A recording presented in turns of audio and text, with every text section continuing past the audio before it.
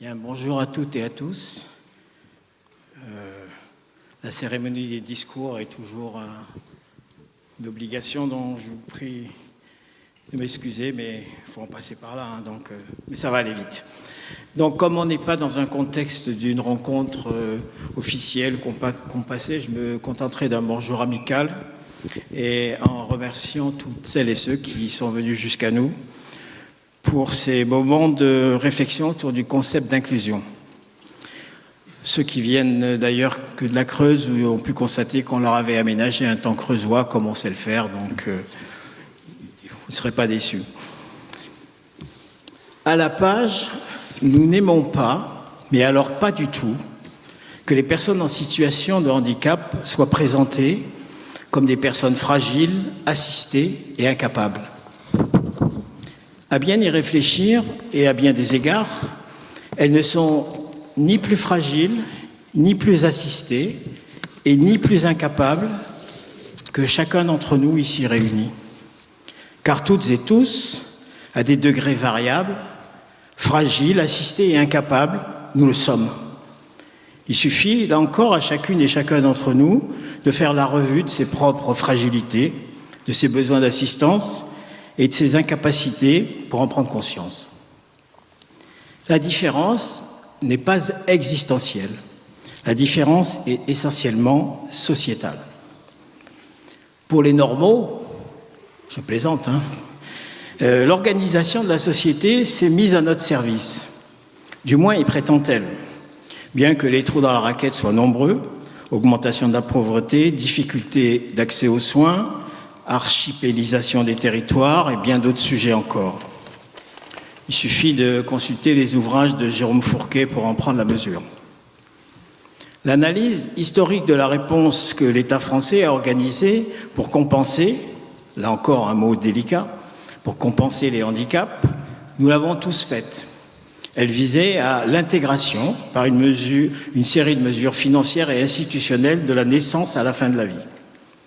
Toujours jugés insuffisants, des moyens considérables ont cependant été déployés par les gouvernements successifs de ces dernières décennies. Quelques chiffres pour fixer les idées.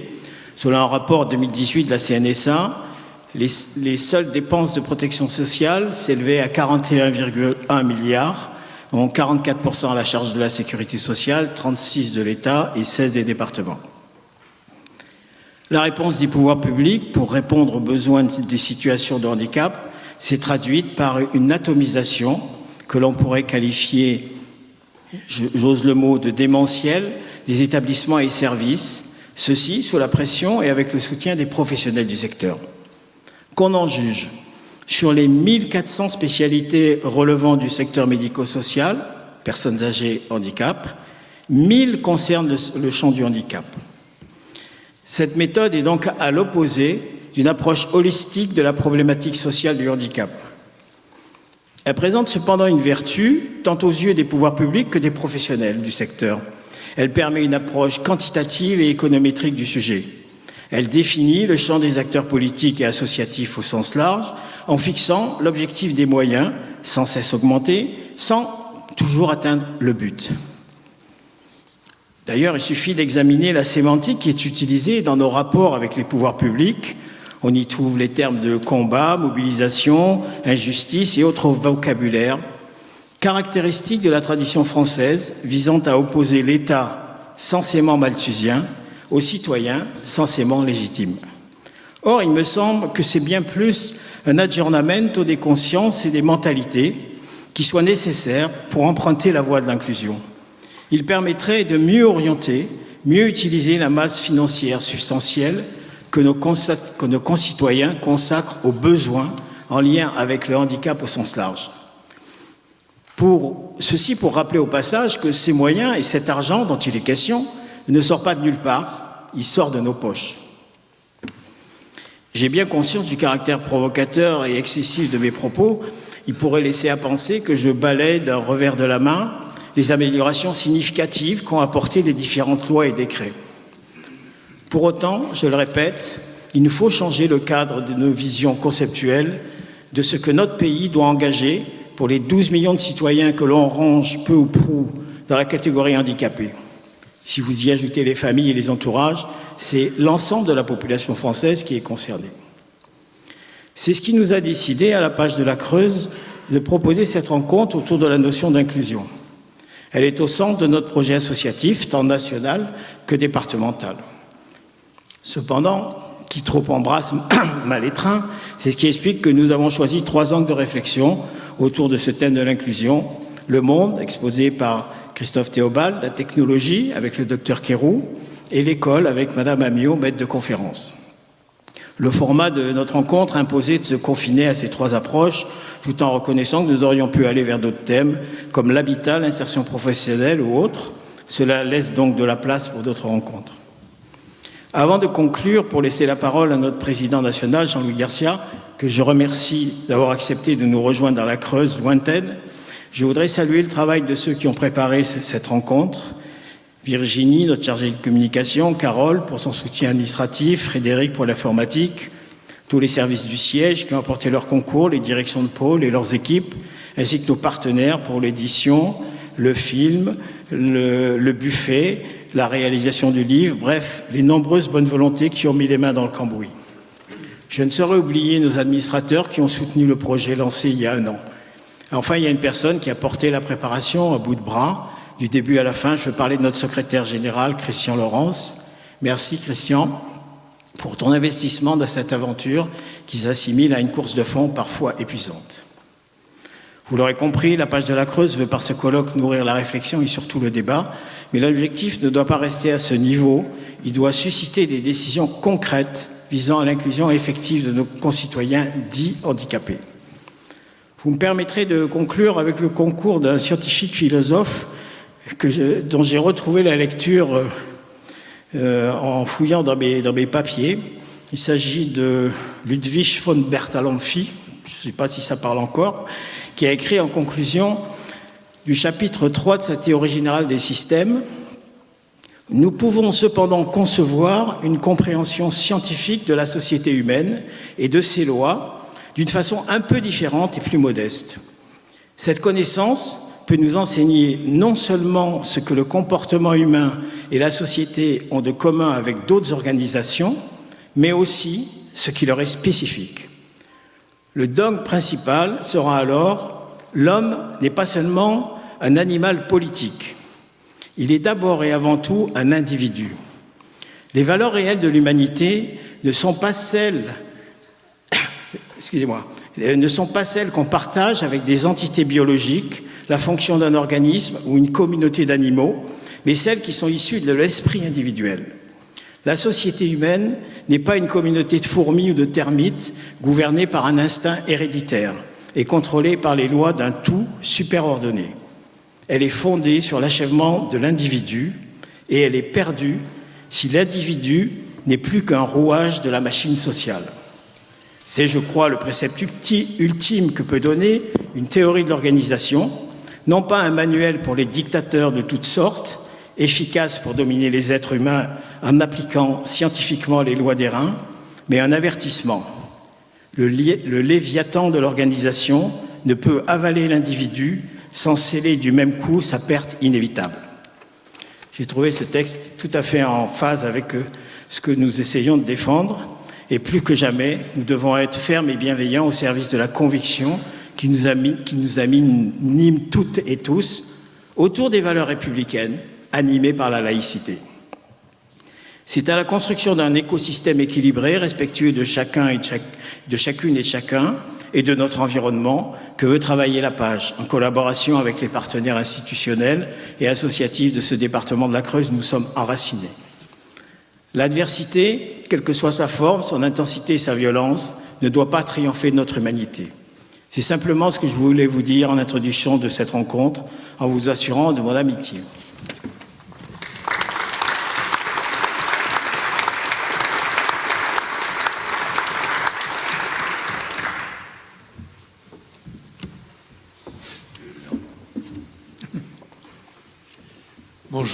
Bonjour à toutes, bonjour à toutes. Patrick, merci de l'invitation. C'est pas un effort de venir en Creuse, c'est un plaisir. D'ailleurs, dans ces lieux même, en 2016, nous étions réunis ici en congrès pour marquer les 40 ans de la Fédération APAGE. Souvenez-vous, pour ceux qui étaient, un congrès ambitieux, un congrès très engagé, un congrès très fraternel avec des moments d'émotion extraordinaires. Et donc je suis revenu ici avec grand plaisir, d'autant plus que fêter 50-51 ans, c'est une bonne idée. Fêter aussi les 60 ans de l'APAGE en général, ça se rajoute aux festivités et ça permet aussi de revenir sur notre histoire, sur nos racines, pour éclairer le présent et puis surtout éclairer l'avenir et voir vers quoi nous allons les uns les autres. 1962, c'est la naissance de l'APAGE avec des instituteurs parisiens qui ont des classes de perfectionnement et qui posent, 1962, beaucoup d'entre vous n'étaient pas nés, 2 questions. Pourquoi on les met à part et qu'est-ce qu'ils vont devenir? Ces questions en 62, elles étaient révolutionnaires. Le mouvement parental venait de naître. L'UNAPI est né en 61. Et dans ce début des années 60, il y avait une seule question que posaient les familles. C'est « mais on les met où ?» Et il faut créer des établissements. Et les camarades, j'ose les appeler camarades de l'APAGE à la naissance, posaient cette question qui était complètement révolutionnaire. Pourquoi ils ne sont pas avec les autres? Quand on regarde aujourd'hui, en 2022, on voit bien que cette idée de 1962, elle est dans les textes. La loi du 11 février 2005 porte ça. Dans la réalité, c'est beaucoup plus aléatoire et beaucoup plus difficile. L'APAGE, tu l'as dit, Patrick, je le redis, c'est un mouvement citoyen, des parents, des non-parents, des personnes en situation de handicap, des collaborateurs engagés, c'est tout cela l'APAGE. Donc des citoyens qui sont fortement engagés, qui portent, tu l'as dit aussi, mais il faut le redire, les valeurs de la République, de solidarité. On ne fait pas la quête, on ne fait pas pleurer au motif « regardez-les, les pauvres, il faut donner 4 sous ». Non, le droit. Et à partir de l'argent public, trouver les bonnes réponses, les bons budgets pour accompagner dignement les personnes. La citoyenneté, et ça va être le sujet de l'inclusion. Nous disons, et on insiste lourdement, citoyen à part entière. Ça, c'est un objectif fort à porter dans notre société. Et puis la laïcité. La laïcité, c'est la République. C'est le droit de faire ses choix. Alors, pensons à ces femmes qui, en Iran, aujourd'hui, se révoltent courageusement. Pensons à ces femmes en Afghanistan qui sont opprimées, qui ne sont pas considérées les égales des hommes. Nous avons un travail considérable, ici et ailleurs, à porter cette valeur de laïcité. Il n'y a pas de loi supérieure à la loi de la République. Et ensuite, chacun pense comme il veut, comme il l'entend, dans sa sphère intime, dans la sphère privée. Alors, je le disais, 1976, l'APAGE, la fédération, le regroupement des associations, des comités locaux, s'est passé ici, à l'IME de Grancher, parce qu'il y avait une salle suffisamment grande pour recevoir tous les délégués. Et puis en 2016, de nouveau ici, dans cette salle, 2 textes forts. Un, combat pour la laïcité, parce qu'il nous semblait important de réaffirmer les valeurs que porte l'APAGE, et un autre, et ça me permettra ma conclusion tout à l'heure, 10 engagements pour accompagner autrement les personnes. On rentrait déjà dans cette idée, sans le dire, que les attentes des personnes étaient fondamentales. On rejoint le sujet de l'autodétermination que l'on abordera. Mais 2016, ici, un congrès unanime s'engage pour faire bouger les modes d'accompagnement dans l'ensemble des établissements et services de la page, 700 établissements et services. Alors, la page est née en 62 et nos amis, nos anciens, mais ça on en est encore capable aujourd'hui, se sont battus comme des chiffonniers. Et on est capable de le faire aujourd'hui encore, on a encore toute cette énergie. Pour savoir, on porte des valeurs, bien évidemment, il y a besoin de structures, mais si on gère, est-ce que les contraintes administratives, budgétaires, ne vont pas nous contraindre à raboter les valeurs? Pendant 3 ans, il y a eu des débats considérables au sein de la page pour savoir si on y allait ou si on n'y allait pas. Si on restait un mouvement un peu en dehors pour dire ce qui est bien, ce qui n'est pas bien, ou si on mettait les mains dans le pétrin pour dire on a des valeurs, on va s'y coller, et ce sont ces valeurs que nous allons faire vivre au quotidien dans nos établissements. D'où la naissance du premier IME dans l'Aude, à Pépieux, qui est le premier établissement à page en France. 3 ans avant de décider de dire nous allons nous engager, nous allons porter des établissements, des services, porter des accompagnements avec la finance publique, mais avec un objectif, non pas gérer pour gérer, mais mettre en œuvre ces valeurs dans la pratique quotidienne. La page aujourd'hui, 93 associations, je salue les présidents des associations voisines qui sont dans la salle, la Haute-Vienne par exemple, avec une singularité à la PAC. Tout handicap, tous les âges de la vie.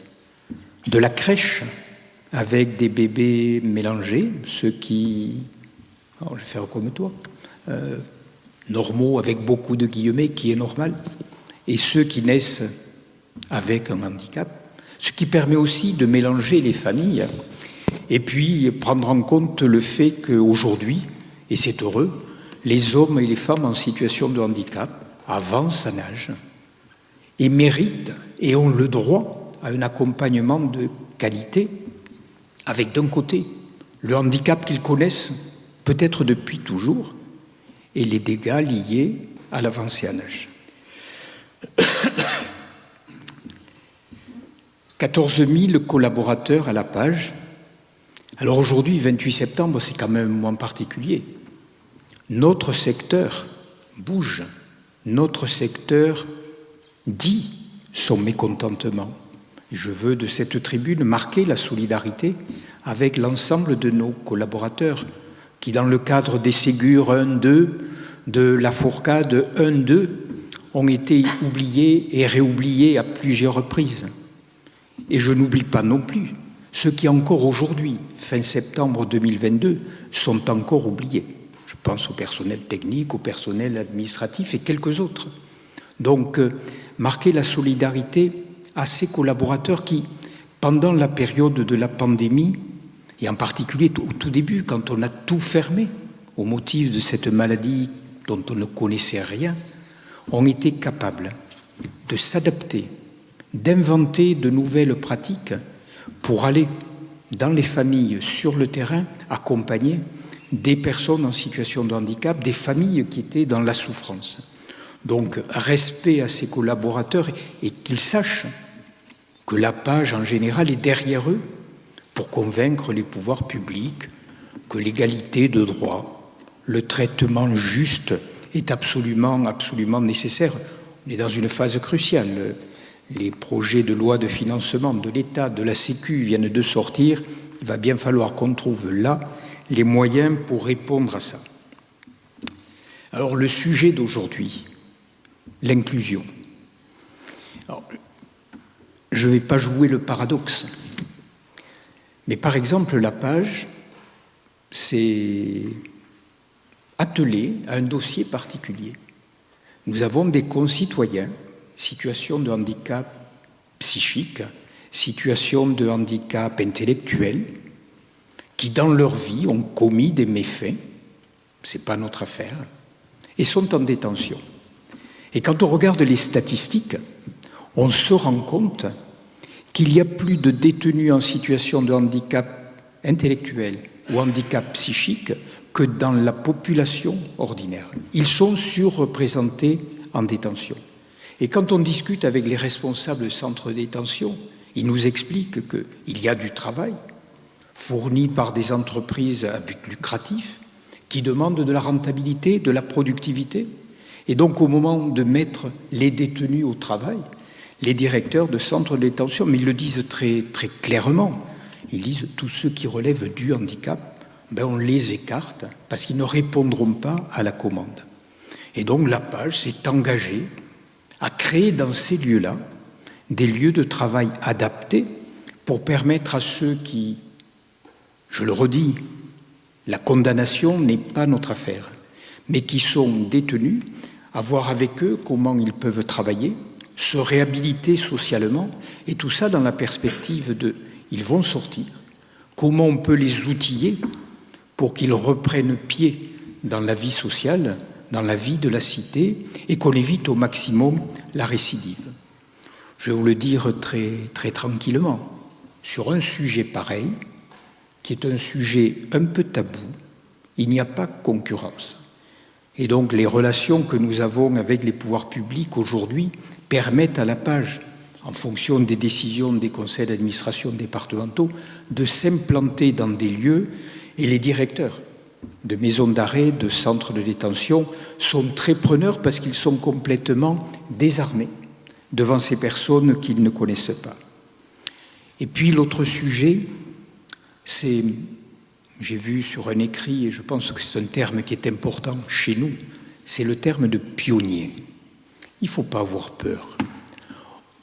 On se rend bien compte que le Code de l'action sociale et des familles qui a été construit au fil du temps, il est très utile, il est absolument nécessaire, mais il peut être enfermant, empêcher d'eux. Et on se rend compte quand nous innovons à Mayotte, où il y a tout à faire, où l'État finance fortement. Donc on ne manque pas d'argent à Mayotte. Les besoins sont considérables. Ce dont on manque, ce dont on pourrait manquer, c'est d'idées, d'innovation et de porteurs de projets. Et la page est capable d'inventer des choses, et nous venons, il y a à peu près 3 ans, de créer, alors je vais dire un machin, qui n'existe pas au Code de l'action sociale et des familles, qui est validé par l'Agence régionale de santé, par le rectorat, par le préfet, par la direction de l'emploi, par la CNSA, parce qu'ils ont estimé que ce que nous avons été capables d'écrire était utile. Et aujourd'hui, j'écoute avec ravissement et la direction de la cohésion sociale en métropole et la CNSA dire « mais c'est intéressant ce que vous avez inventé sur le travail à Mayotte, et si on le mettait dans des départements de métropole ?» Donc, pionnier, défricheur et capable d'oser des dispositifs. Nous allons ouvrir dans quelques jours, je rassure, j'arrive à ma conclusion. Nous allons ouvrir dans quelques jours la première entreprise adaptée à Mayotte. Et il faut aussi, quand nous allons sur ces sujets, donner du sens à ce que nous allons y faire. L'ARS nous a demandé si vous participiez à la démoustication de l'île. On y va. Ce qui veut dire que des personnes en situation de handicap vont agir dans l'intérêt général au bénéfice de l'ensemble des Mahorais. Deuxième action. Mayotte, la population est pauvre. On est parti de l'idée de récupérer toutes les aides techniques pour les personnes en situation de handicap, de les réhabiliter, de les rénover et derrière faire un service de prêt à coût très réduit pour permettre à des hommes et des femmes en situation de handicap à Mayotte d'avoir les aides techniques dont ils ont besoin. Là aussi, des hommes et des femmes en situation de handicap au service de l'intérêt général et en particulier de leurs concitoyens en situation de handicap. Troisième exemple, Mayotte, la circulation est compliquée. Les gamins, pour aller à l'école, font des heures de marche à pied. Plus souvent, ils partent le matin de la case, le ventre vide. Et au moment du déjeuner, ce qui leur est servi n'est pas satisfaisant. Et le recteur nous dit, ils mangent mal à midi, ils vont refaire des heures de marche à pied, il n'est pas sûr qu'ils dînent le soir, il n'est pas sûr qu'ils petit déjeunent le lendemain matin. L'entreprise adaptée va fournir à quelques écoles de Mayotte et le petit déjeuner quand ils arrivent, et un repas équilibré que nous allons préparer avec des collectivités de femmes qui font du maraîchage, et donc on est sur le circuit court, des choses que vous faites ici, c'est-à-dire donner du sens à la première entreprise adaptée de Mayotte que nous allons créer. Alors l'école. Je suis un instituteur retraité. L'école, c'est la base de la société. C'est à l'école d'aujourd'hui que l'on fait la société de demain. Donc, dès le début, les anciens ont voulu ce lien très très fort entre l'école de tous et ces enfants en situation de handicap. Dans la loi du 11 février 2005, il est écrit inscription à l'école de quartier ou de proximité. Ça veut dire que les papas, les mamans peuvent rentrer comme tous les autres avec leur petit quand il arrive à 3 ans pour l'inscrire. Ça ne veut pas dire qu'il ira à l'école de tous ou qu'il ira à l'école de tous à temps plein. Mais comme tous les autres, il rentre dans la République par l'inscription à l'école de tous. Et ensuite, à nous de nous adapter. Alors, vous l'avez vu, il y a quelques jours, l'ONU a sorti un nouveau rapport. L'ONU est dogmatique. L'ONU dit qu'il faut fermer tous ces établissements. À la page, nous sommes des pragmatiques. Et nous savons fort bien que les établissements, les services, le monde adapté, le monde protégé, le monde ordinaire vont ensemble. Et donc on n'est pas du tout à la page sur la ligne de l'ONU, mais à une condition, que nos établissements, que nos services bougent, évoluent, se transforment de façon à ce que la parole des personnes en situation de handicap, leurs attentes soient mises en œuvre. On ne doit pas être des experts, leur disant « je sais ce qui est bon pour toi et voilà ce que nous allons faire ». C'est l'inverse qu'il faut faire. C'est une révolution culturelle que nous avons à conduire, c'est pour ça. Et certains d'entre vous étaient à Paris au mois de juin dernier. On est sur ce thème de l'autodétermination. Nous serons sur ce thème lors du congrès de Lille pour marquer profondément le fait que rien ne peut se faire sans la parole, sans les attentes des personnes en situation de handicap. Sinon, dire citoyen à part entière et décider pour eux n'a pas de sens. Le dernier signe, on vient de sortir pour les 60 ans de la page, un document de l'utopie à la réalité, et plutôt que de parler des militants de la page, plutôt que de parler du réseau militant, nous avons fait un document qui parle de la vie des personnes en situation de handicap qui vivent accompagnées par des services, qui vivent dans des établissements à page, qui vivent à domicile accompagnés par des services, des collaborateurs de la page. C'est tout le signe que nous voulons donner. Citoyen à part entière ne peut rester un beau slogan. Il faut que dans la réalité, partout, 700 établissements et services, partout, nous portions cette révolution culturelle au niveau des élus responsables, au niveau des collaborateurs, au niveau des familles, soit portée fortement et toujours avec ambition, avec détermination. Tu l'as évoqué, je le reprends, parce qu'il ne faut pas avoir peur de ces mots-là. Faire bouger les lignes, convaincre, c'est un combat. C'est un combat pacifique, mais c'est un combat. Ça passe par la pédagogie, ça passe par l'exemplarité. Et je pense que la réflexion que vous allez conduire tout aujourd'hui, ça va nous armer encore plus pour aller persuader, et à l'interne et à l'externe, que le chemin, c'est celui-là. Merci à tous.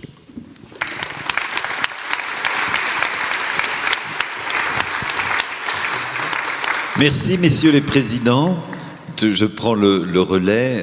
J'ai eu le plaisir d'être sollicité par le président pour animer cette journée. Donc c'est vraiment un grand honneur pour moi. En même temps, c'est un peu impressionnant de voir toute cette salle. Donc, je m'appelle Daniel Gacouin.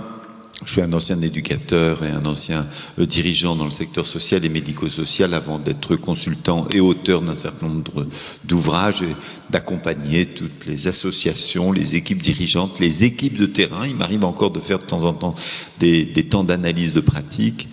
Et donc j'ai été, au-delà du plaisir de retrouver l'association, très intéressé par le thème de l'inclusion. Et vous avez compris qu'il va se dérouler notre réflexion, notre colloque, autour d'abord de 3 exposés et débats avec la salle, plus une table ronde, et puis quelques petits éléments un peu festifs. Mais je ne résiste pas au plaisir, avant d'entrer dans la première exposée, de faire appel aux personnes qui ont réalisé le très bel ouvrage qui s'appelle « À jamais les pionniers, 50 ans de combat pour l'inclusion » à page de la Creuse, que normalement vous avez dans vos bannettes. Hein.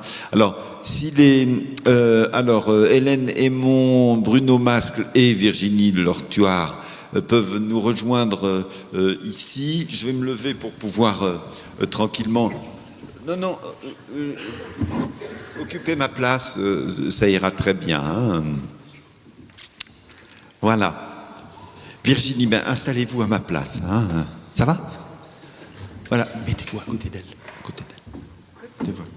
Voilà, alors c'est un ouvrage très intéressant. Je l'ai compulsé assez rapidement puisque je l'ai eu. Il est en 3 chapitres. Vous verrez qu'on retrouve le terme de pionnier, puisqu'il y a un premier chapitre sur les pionniers d'hier, un deuxième chapitre sur les professionnels, avec quelques petits spots autour d'un certain nombre de personnes, mais qui termine d'ailleurs par être pionnier, c'est être les premiers, être premier, c'est innover. Et enfin, il y a un 3e chapitre, c'est la page en 2050. Tout ça, c'est pour donner des perspectives aux plus jeunes d'entre nous, mais aussi aux plus anciens, parce que vous y aurez forcément votre place à un titre ou à un autre. Alors, je me tourne un peu vers vous qui avez travaillé sur cette rédaction. Si j'ai bien compris, Hélène et Bruno, vous êtes journalistes, vous allez vous présenter rapidement, et puis Virginie est une actrice de la page, si j'ai bien compris. Alors voilà, ce qui nous intéresse, on a supposé que ce livre c'était aussi une aventure, des rencontres, une aventure, et peut-être plutôt que la partie technique du livre, vous pouvez un petit peu nous dire les choses. Est-ce que si ça vous va, les 2 journalistes, et puis Virginie nous dira aussi quelle aventure ça a été pour elle, d'accord? Alors je vous passe le micro. Vous en avez un devant vous, Oui, bonjour à tous. Effectivement, moi je m'appelle Hélène Aymon, je suis journaliste pour un magazine régional qui s'appelle La Bouinotte et qui est diffusé dans le Péry voisin. Donc voilà, je venais en voisine et on a été sollicité effectivement pour cet ouvrage. On avait mené une aventure un petit peu similaire dans l'Indre avec l'ADAPI et donc on a découvert effectivement l'association, on s'est imprégné de ce territoire, on a défriché avec Virginie et puis avec messieurs Collot et Laurence ce qu'on voulait en faire, quelle histoire raconter et finalement on est allé à la rencontre d'une 40aine de personnes à peu près. 40 personnes, voilà, donc des administrateurs, des personnes accompagnées bien sûr, et d'abord des professionnels. Et comme vous le disiez, on a découvert qu'en fait, c'était Catherine Aubou qui nous disait ça, qui était orthophoniste à la page. Être pionnier, en fait, c'est un état d'esprit. Donc on en a rencontré des pionniers à la page qui avaient, Monsieur Foury, je ne sais pas quel âge il a. 92 maintenant. 92 ans, et puis des pionniers. Il n'y a pas d'âge pour être pionnier, c'est vraiment dans la tête, c'est un moteur, on l'a senti tout au long de nos rencontres pour avancer. Olivier Courteau, qui est cuisinier à la Masse de Clunia, eh ben, il est pionnier parce qu'il est cuisinier, mais en même temps il est paysan, et à travers tout son travail sur les circuits courts, il participe de cette inclusion en faisant entrer la page dans le quotidien finalement des citoyens de ce département, et ça a été beaucoup de belles rencontres pour ma part, vraiment. Super. Alors, on avait fait un livre un peu similaire sur l'ADAPI. Donc là, ici, c'était un peu différent parce que la page, c'est pas les mêmes. Vous n'êtes pas à la Alors moi, je suis le directeur départemental adjoint de la Nouvelle République. C'est la montagne d'ici, voilà. Je suis journaliste depuis 34 ans, donc on a l'habitude d'aller sur le terrain, de rencontrer des gens. Mais ici, ça a été une aventure vraiment très particulière et très très très sympa, voilà. Parce que la Creuse, on connaît pas, on est de l'Indre, on est du Berry. Il y a beaucoup de choses qui se ressemblent, mais la Creuse, on connaissait pas du tout. Et en fait, ça a été une découverte vraiment géniale. Il y a eu des moments extraordinaires. Moi, j'étais avec Virginie à Arfeuil-Châtain, le petit village où il y a 2 églises, et où Marie-Claude voulait boire l'apéro avec le Christian Desbodins. Alors je ne sais pas si on pourra le faire, hein. On va lui demander, puisqu'il est de chez nous, hein. Il est de Valençay. Ça a été beaucoup de rencontres comme ça, des choses passionnantes, avec des dirigeants qui sont, c'est vraiment du haut niveau, quoi, hein. J'ai pas tout compris des fois ce que Monsieur Collot pouvait me dire, parce que on sent que c'est vraiment des personnages. C'était une aventure extraordinaire, voilà. Alors, on passe la parole à Virginie, parce qu'elle a aussi vécu l'aventure. Alors, à quoi vous avez participé? C'était difficile, c'était intéressant? Alors, c'était quelque chose de très intéressant, parce que du coup, ça m'a permis de rencontrer et d'apprendre un peu plus sur l'association, de retracer son histoire pour pouvoir construire son avenir. Et c'était beaucoup de belles rencontres. Super. Moi, juste sur le fait que l'association ait fait appel à des journalistes. Alors Virginie, avant d'intégrer la page, était journaliste, elle aussi. Je trouve que c'est assez remarquable, en tout cas, cette volonté de faire appel à un regard extérieur, à un regard qu'on peut estimer objectif, c'est un bien grand monde, mais en tout cas, cette envie d'avoir un regard nouveau sur l'association et d'ouvrir au-delà des salariés, des bénévoles, des personnes qui font l'association, à ceux qui la côtoient, aux partenaires extérieurs. On a rencontré des gens de la Chambre d'agriculture, de l'ADAPI aussi, des hommes politiques, des présidents de conseils départementaux qui ont porté finalement un regard extérieur, et on apprend souvent de ce regard extérieur, et ont vraiment placé la page comme un acteur du territoire, comme une association incontournable, et inclut son projet dans le développement du département. Et ça, c'est pas rien pour une association, et il faut mesurer aussi le chemin parcouru. Je pense que ce livre participe à cette prise de conscience aussi du chemin parcouru par la page. Moi, on a eu Stéphane Lanier ce matin au téléphone, qui est parti vers d'autres aventures du côté d'Évreux. Alors, il vous fait des bisous. Voilà, il nous a dit qu'il vous faisait des bisous. Et qu'il était de tout cœur avec vous pendant cette période. Voilà. Je le vois d'ailleurs vendredi prochain. Bon, super. Alors, j'engage tout le monde à le lire. Vous verrez, c'est un ouvrage tout à fait intéressant. Il a 2 dimensions. On y voit des hommes, des femmes, au travail, inventant des choses. La dimension pionnière est importante, et puis c'est une pierre supplémentaire dans les constructions de la page. C'est ça que je trouve intéressant, parce qu'on a souvent des journalistes, pardonnez-moi, le regard critique, hein.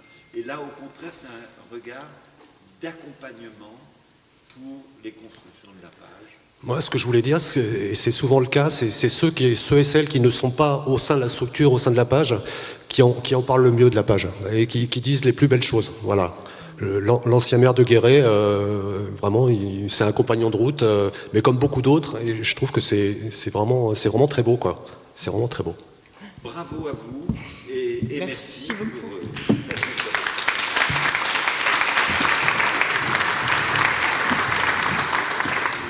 Alors, on va passer à notre première intervention de Christophe Théobald, que je vais présenter juste après. On est vraiment sur des éléments de fond sur la question de l'inclusion. Je fais juste une toute petite introduction que j'ai organisée de la manière suivante. L'inclusion, Où, quand, comment, hein, c'est le titre du colloque. Je l'intègre dans l'idée d'abord que l'inclusion, s'inscrit dans un contexte sociétal.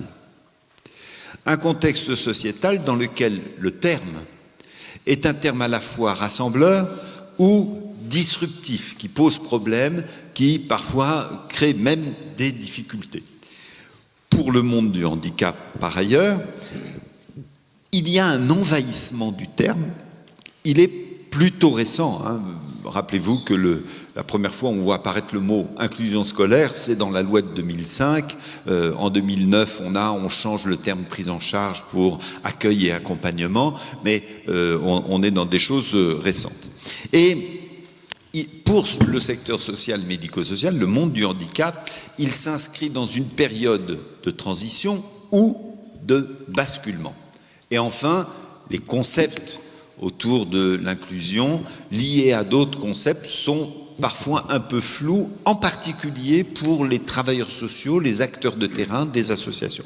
Donc j'essaie de développer très vite, et puis là je vous passe la parole. Donc d'abord, contexte sociétal. C'est tout simple. En effet, aujourd'hui, on a une incantation nouvelle et envahissante autour de l'inclusion. Tous les discours sociétaux la portent comme une nouvelle norme. Et éducation inclusive, inclusion numérique, management inclusif, etc., etc., etc. Dimension plurielle et contradictoire, il y a une dimension défensive, voire agressive, autour de ce terme d'inclusion. La défense de minorités victimes pour lesquelles la lutte pour leurs droits va devoir être travaillée au forceps dans la société. Et alors bien sûr, c'est la défense des minorités autour de leurs différences de genre, différences d'orientation sexuelle, différences d'origine, différences idéologiques, avec notamment le grand terme de être antidoxa, hein, qui intervient régulièrement. Ça, c'est la dimension défensive. Il y a une dimension positive ou constructive, c'est l'inclusion des personnes vulnérables. C'est plus les minorités actives qui se présentent comme victimes, c'est les personnes vulnérables autour de thèmes comme l'accueil, l'accès aux droits, la citoyenneté, la place dans la société, la position d'acquisition d'un pouvoir d'agir, et qui va regarder les politiques, les mentalités, les organisations, les pratiques. Le secteur social médico-social, en effet, voit cet envahissement depuis à peu près 10 ans. Hein, même si le terme est arrivé en 2015, c'est à peu près depuis 2013 qu'on commence à voir ce terme nous envahir. Il a commencé d'abord par les plans de lutte contre la pauvreté, et puis il a ensuite été repris pour le secteur pour les personnes en situation de handicap. C'est dans un contexte de transition. Pourquoi ? Alors, j'essaye de le résumer toujours de ma manière à moi. Sachez que dans la construction du secteur, on a quelques repères, et j'ai le souvenir, ça rappellera peut-être des choses à certains, 1972, l'ouvrage de la revue Esprit, « Pourquoi le travail social ?» On y disait, c'est Philippe Meyer, hein, qui est un journaliste, philosophe, on va dire ça comme ça, qui anime encore des tables rondes, le nouvel esprit public, hein, si vous cherchez aujourd'hui. Philippe Meyer disait, le travail social, c'est le corps social au travail. Or, la réalité qui a suivi dans les années 70 et la loi de 75, ça a plutôt été un médico-social, secteur du handicap, inscrit dans des paradoxes. La solidarité par les droits s'est traduite par la lutte des places, la construction des places, les dispositifs spécialisés, les dispositifs professionnalisés, les dispositifs, c'est les dernières années, standardisés. Et évidemment, c'est en en décalage avec ce qu'on appelle la solidarité par l'engagement. Vous avez un très bel ouvrage de la revue Vie sociale de mars 2019 qui l'évoque. La solidarité par l'engagement, c'est l'idée du projet de vie personnalisé de la personne avec son pouvoir d'agir, et tout cela dans un projet global, société inclusive. Et bien sûr, tout ça nous amène à dire que le paradoxe, il tourne autour du basculement de nos accompagnements vers le plus grand pouvoir d'agir des personnes en situation de handicap et un nécessaire, c'est comme ça que c'est indiqué dans cet ouvrage, lâcher prise des professionnels. Alors, je termine juste pour dire, les concepts autour de l'inclusion sont légèrement flous. Là, vous retrouverez un ouvrage de vie sociale, hein, mais là, c'est de mars 2015, qui nous dit 3 termes forts pour notre secteur: intégration, insertion, inclusion. C'est quoi la différence? Tout le monde n'arrive pas à s'y retrouver. Eux disent, l'intégration, c'est une place pleine et entière dans la société, le travail, etc., mais avec un processus d'assimilation où les différences doivent être gommées, c'est-à-dire que la personne en situation d'intégration doit éliminer ses comportements problèmes pour s'adapter au corps dans lequel elle va trouver la place. L'insertion, c'est plus une place pleine et entière, c'est une place parmi, une place en lien, une place entre, mais avec respect de la différence, des particularités de la personne vulnérable. On n'efface plus ces différences. Et, dit cet ouvrage, l'inclusion, c'est, on retrouve le premier terme de l'intégration, une place pleine et entière dans, avec respect des différences et non effacement des particularités des personnes. Je ne sais pas si c'est des termes que vous reprendrez, mais bien sûr, il sera pour nous extrêmement intéressant que vous puissiez reprendre les choses. Et si vous en êtes d'accord, le paradigme, hein, si vous avez bien compris, le paradigme, c'est un changement complet de pensée et d'action, bien sûr. Le paradigme de l'inclusion, qui est le thème de M. Théobald, pourrait comporter pour nous aussi du quand, l'histoire, comment c'est né, etc., du où, qui est concerné, et du comment, et notamment la question des changements de mentalité, de pratiques et de modes d'organisation. Voilà. Alors, c'est Christophe Théobald qui intervient. Alors, très particulier, on n'a pas toujours l'habitude de faire appel à des théologiens, et qui plus est à la fois allemand et français, hein, alors en plus théologien jésuite, hein, qui intervient souvent au diocèse de Limoges et qui est professeur de philosophie et de théologie au Grand Centre Sèvres, qui est la faculté des Jésuites de France à Paris, rue de Sèvres, hein, auquel j'ai eu le plaisir j'ai eu quelques interventions là-bas, qui est docteur honoris causa dans plusieurs universités en Europe et au Canada, et qui a publié de nombreux ouvrages, dont un, Le courage de penser l'avenir, le deuxième, Lettre à celles et ceux qui ne sont pas indifférents à l'avenir de la tradition chrétienne. Et je crois que l'avenir de la tradition chrétienne, vous continuez à y travailler sur un certain nombre de sujets, notamment à Rome, dans très peu de temps, si j'ai bien compris. Voilà. Mais l'inclusion, où, quand, comment, eh bien c'est à vous, Christophe. Merci beaucoup, Daniel. Et je voudrais d'abord remercier, bonjour à toutes et à tous, je voudrais d'abord remercier Patrick Collot, les amis et Christian Laurence pour leur invitation amicale à intervenir ce matin.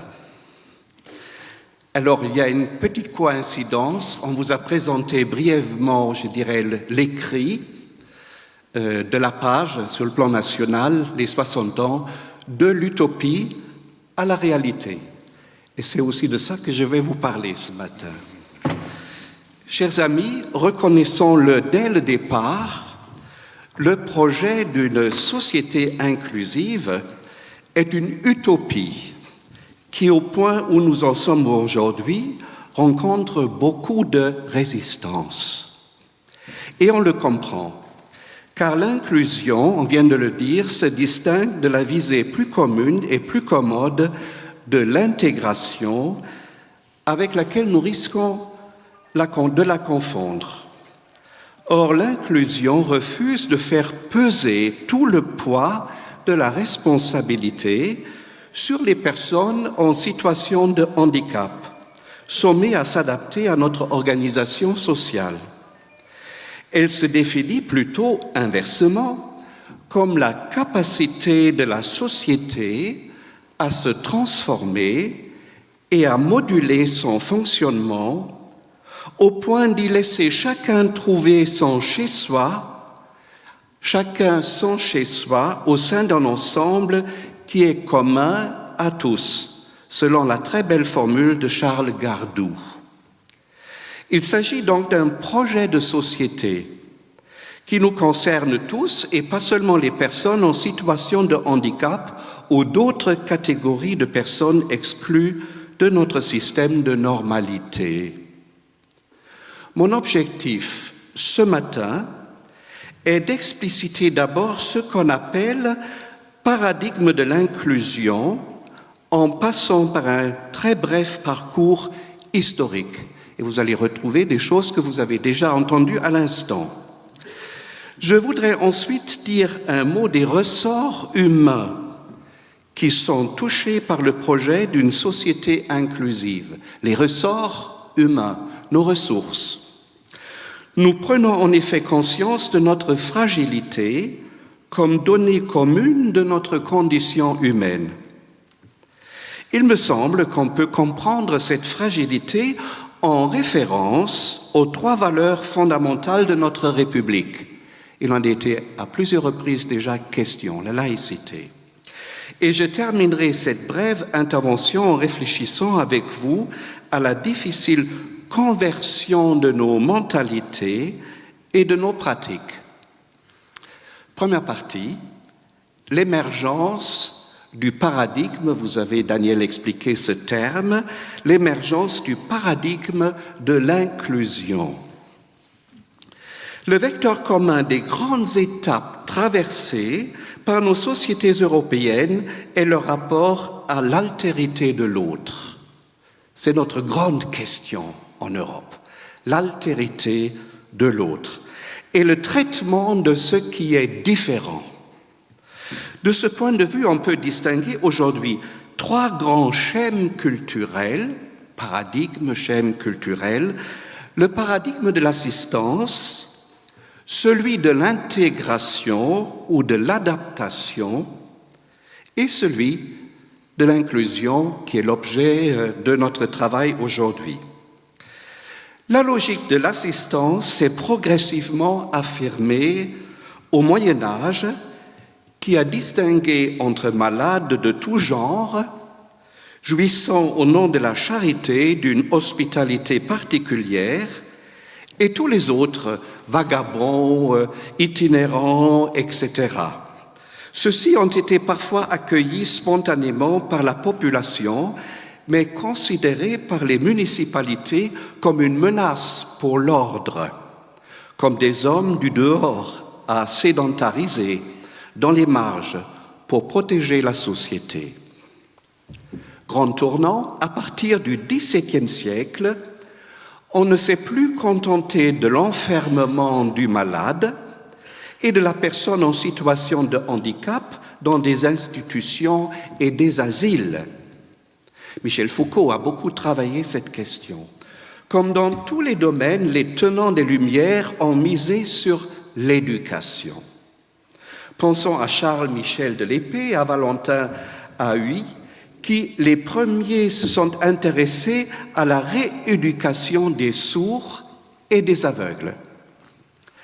Au XIXe siècle, la médecine s'est mêlée à cette assistance qu'on appelle philanthropique.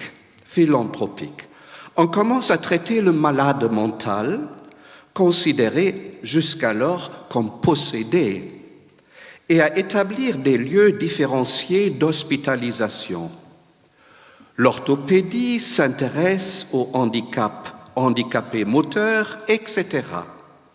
Mais des courants hygiénistes et bientôt l'idéologie eugéniste conduiront vers la terrible notion de vie inutile, l'exact opposé de l'idée d'assistance, qui à l'époque nazie sera mise en œuvre par des exterminations systématiques. Entre les deux guerres, un nouveau paradigme a cependant émergé, combinant désormais le versant médical de la situation de handicap et son versant social, médical et social.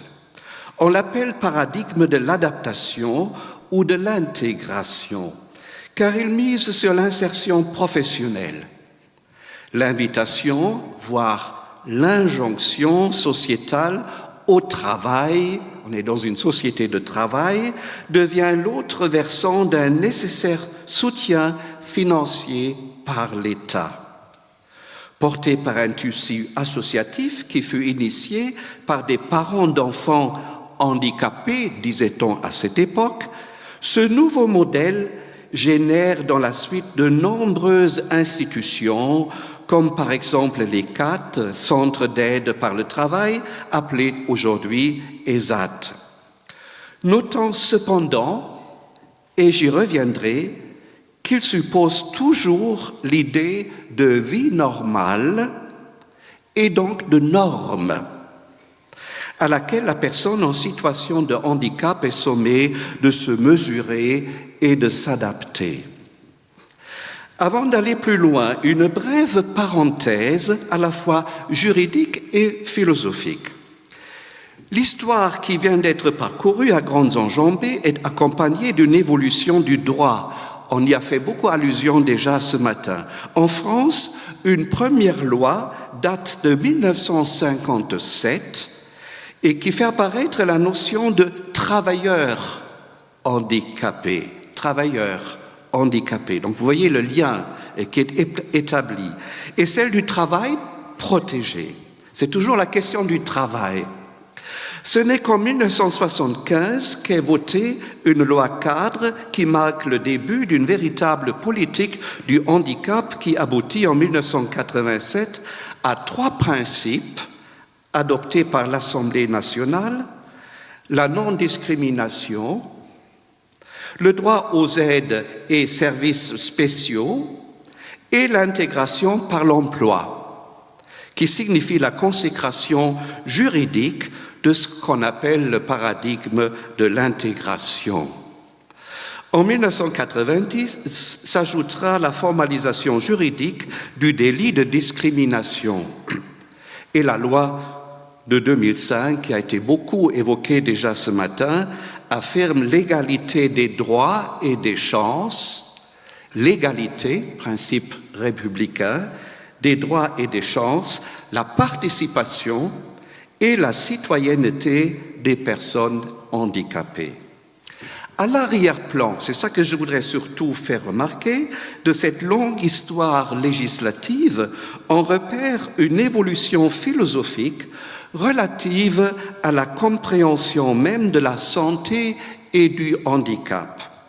Évolution très largement pilotée par l'Organisation mondiale de la santé.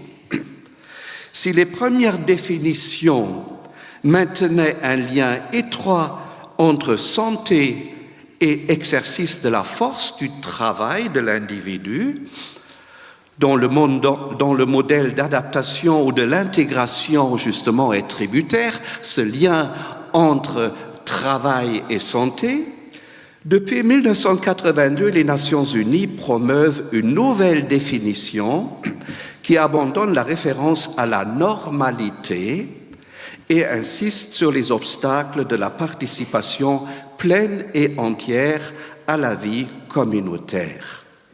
Ainsi, la dernière version de 2015, que je vais vous citer, je cite, « Le handicap n'est pas simplement un problème de santé, il s'agit d'un phénomène complexe qui découle de l'interaction entre les caractéristiques corporelles d'une personne et les caractéristiques de la société où elle vit.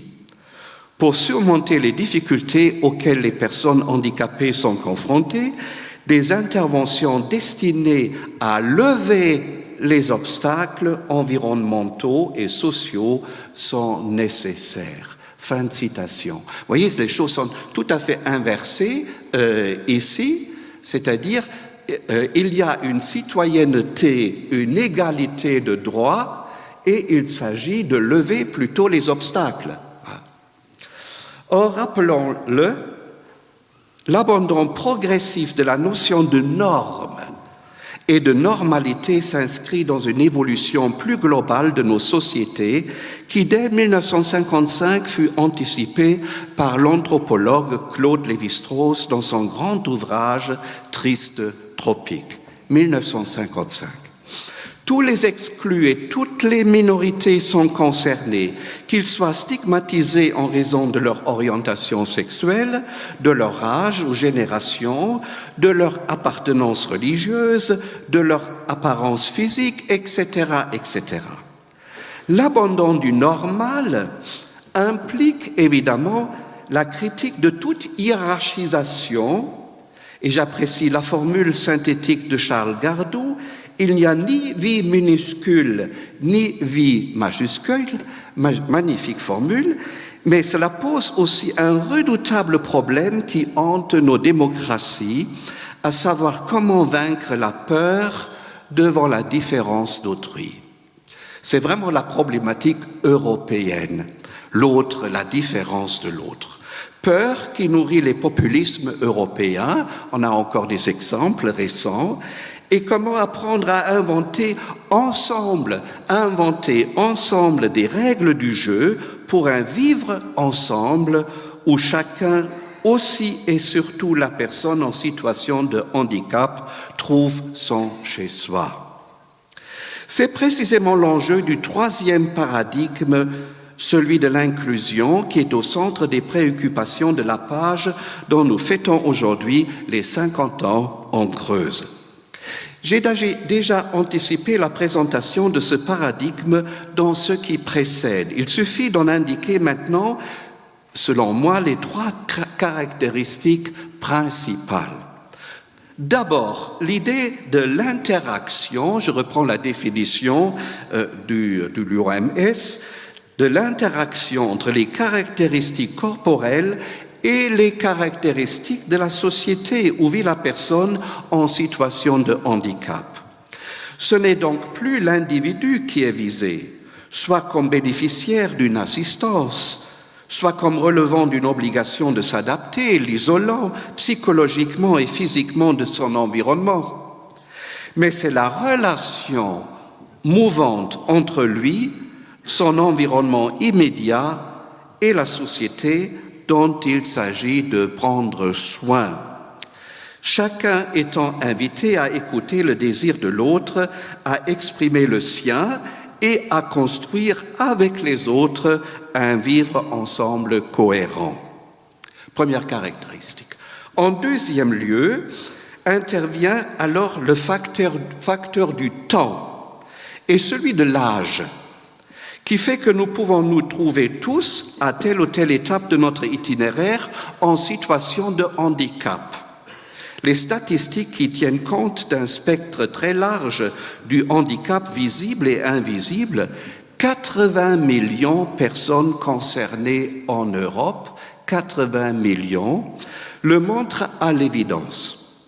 La prise de conscience de ce phénomène, pour une partie liée à l'allongement de la vie, met en relief l'importance décisive de la qualité de relation comme faisant partie du paradigme de l'inclusion.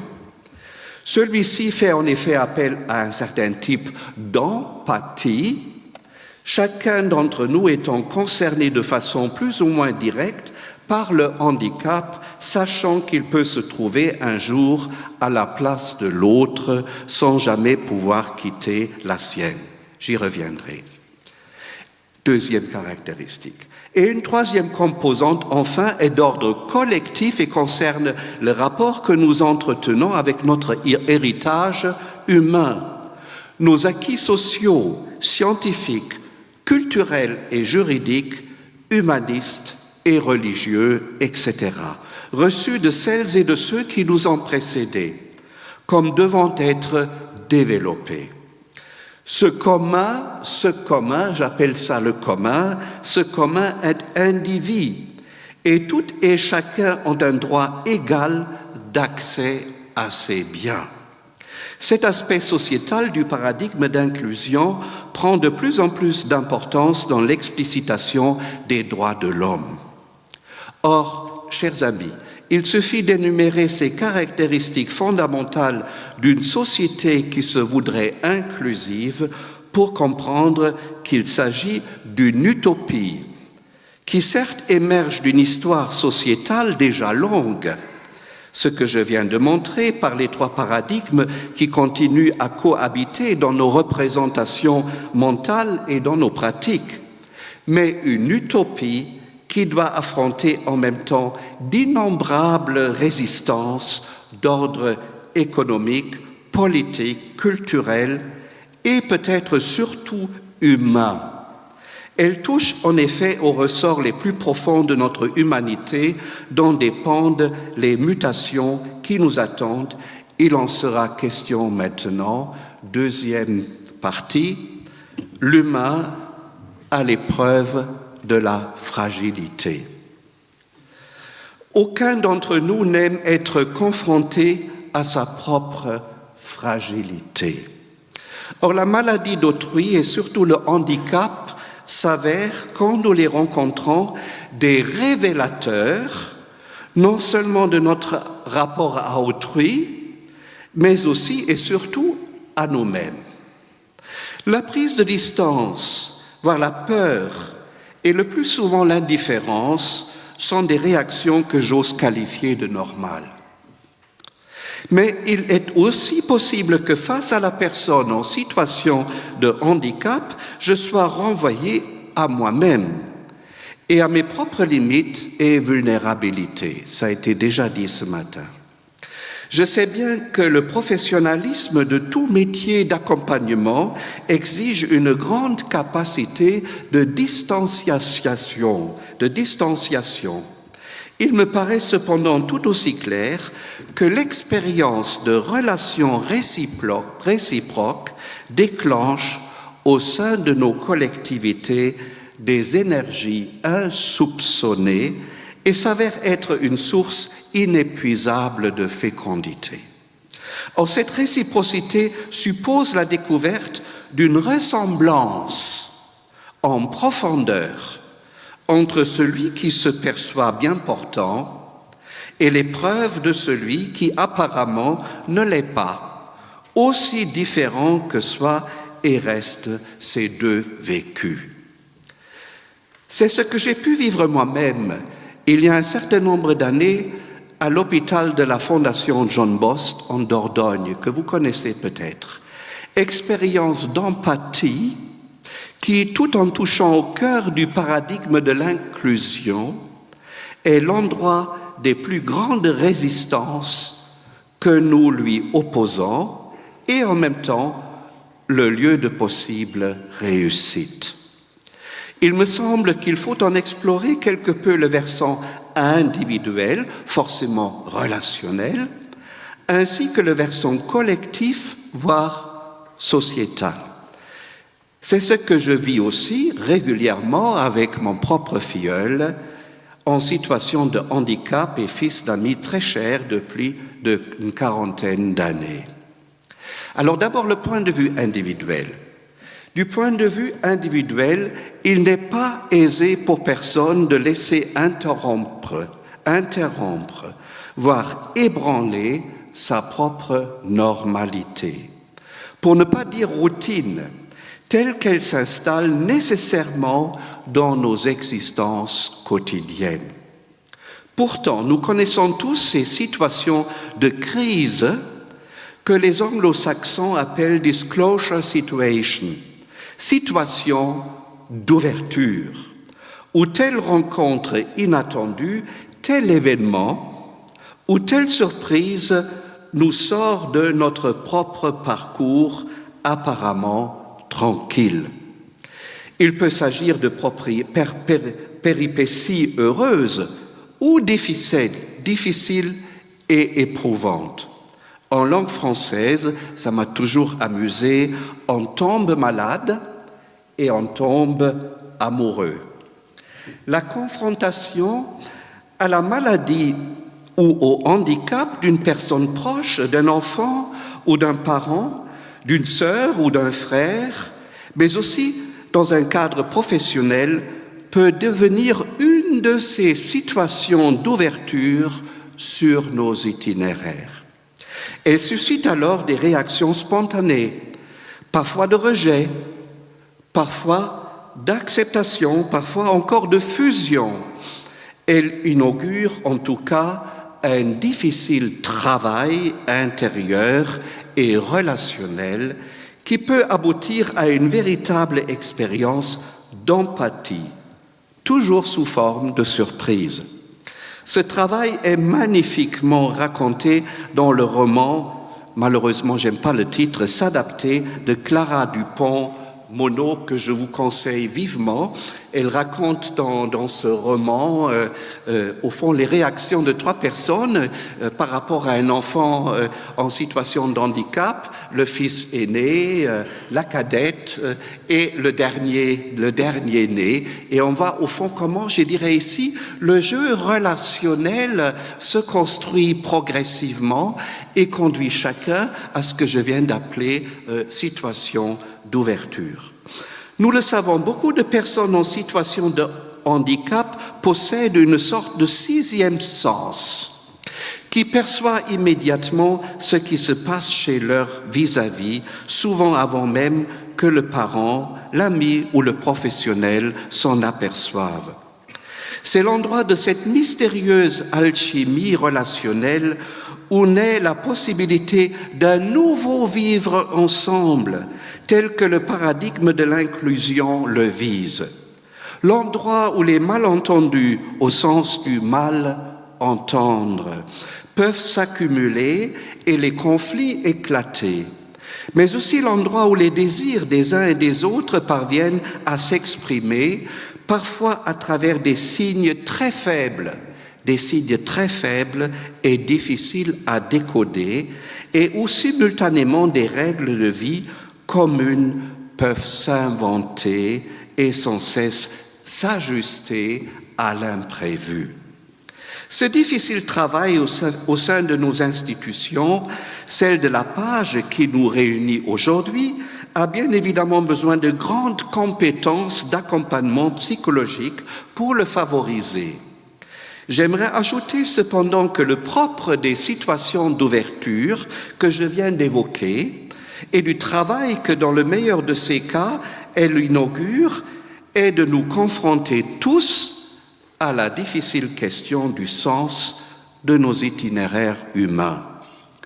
On parle de situation d'ouverture précisément parce qu'elle ouvre subitement comme une fenêtre sur l'inexorable fait que chacun de nous n'a qu'une seule vie.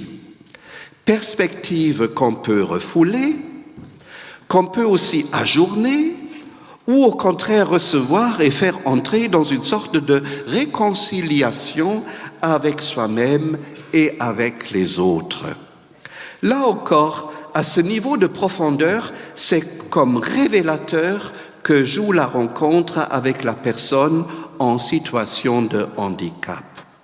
Celle-ci percevra vite si celui qui est engagé à ses côtés, proche ou professionnel, est quelque peu au clair avec le caractère plus ou moins sensé de sa propre existence. Et inversement, par sa manière de se situer lui-même par rapport à son handicap, une personne peut activer chez celui qui va à sa rencontre ce ressort le plus profond de l'existence humaine qui appelle chacun de nous à donner un sens à sa vie. C'est ce qui m'est arrivé pendant mon service de 3 mois à l'hôpital de la Force en Dordogne. Voilà sur le plan individuel.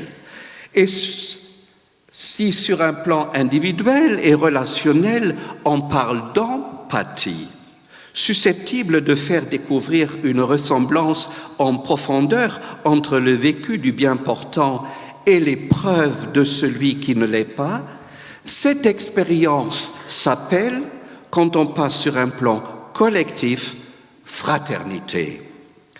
J'ai montré dans mon approche historique l'insistance d'une société qui se veut être inclusive sur le droit égal de chacun à participer à l'héritage de l'humanité et à ses acquis comme condition de l'exercice de sa liberté. Égalité, liberté. Ce qui est garanti par toute une série de lois et en particulier la loi de 2005. Mais nous savons aussi que l'existence d'une loi n'est pas nécessairement suivie de sa mise en œuvre effective. Nous touchons ici au paradoxe, ça a été évoqué, au paradoxe fondamental dans lequel se trouve la troisième valeur de notre triade républicaine que je viens d'évoquer. Après la liberté et l'égalité, la fraternité.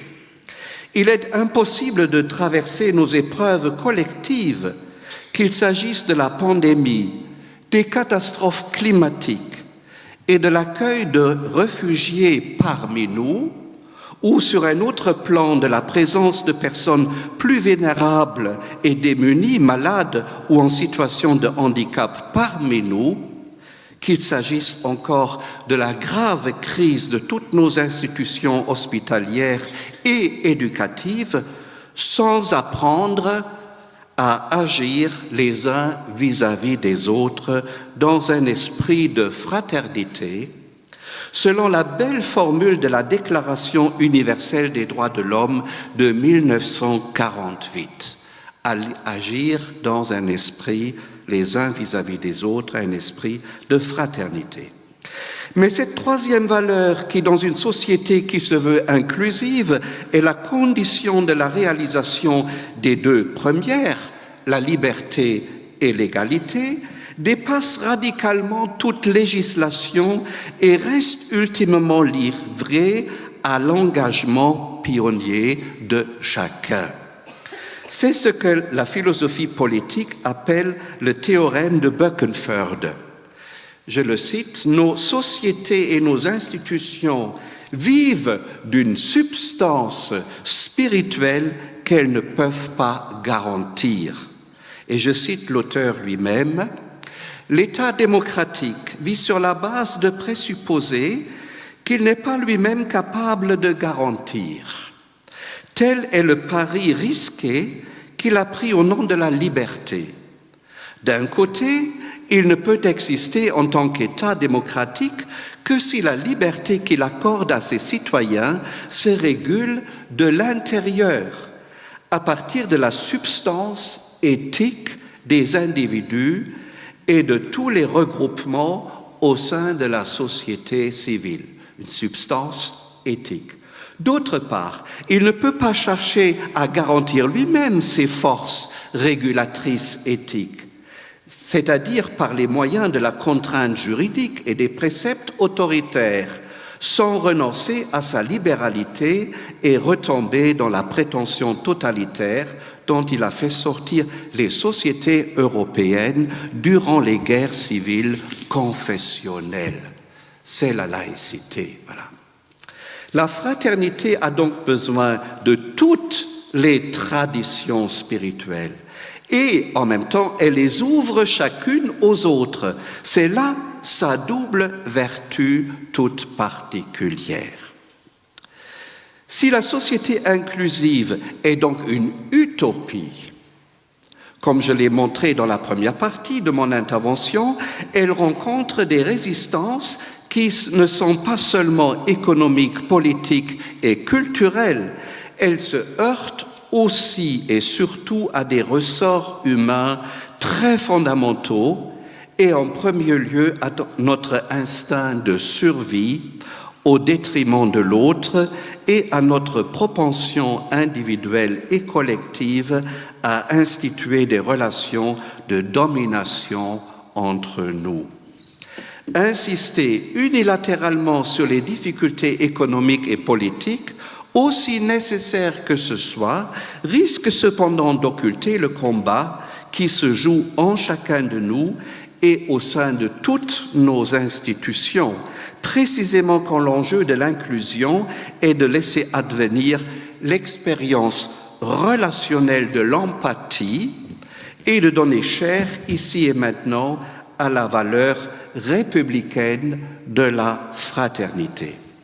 C'est sur cet enjeu pratique que je voudrais encore réfléchir pendant quelques instants avec vous, et c'est ma dernière partie, la difficile conversion de nos mentalités et de nos pratiques.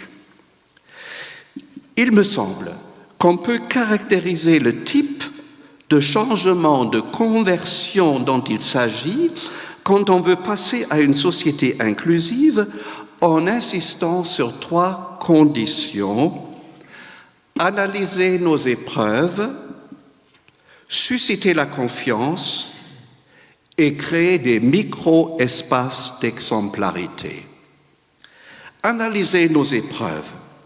Dans un ouvrage récent intitulé « Les épreuves de la vie, comprendre autrement les Français », Pierre Rosanvallon, grand sociologue français, milite pour un changement paradigmatique au sein de la sociologie, trop peu sensible aux itinéraires personnels et aux épreuves. Il en distingue plusieurs types. Premièrement, les épreuves de l'individualité et de l'intégrité personnelle qui déshumanisent les femmes et les hommes atteignant leur moi profond et peuvent menacer psychiquement et physiquement leur vie même. Voilà. C'est de grande actualité, les débats sur les violences, soumission de conscience, etc. Deuxièmement, les épreuves du social.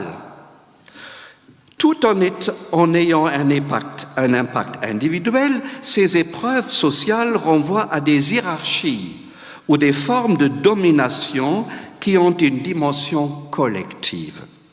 On peut notamment distinguer là les 3 épreuves du mépris, de l'injustice et de la discrimination.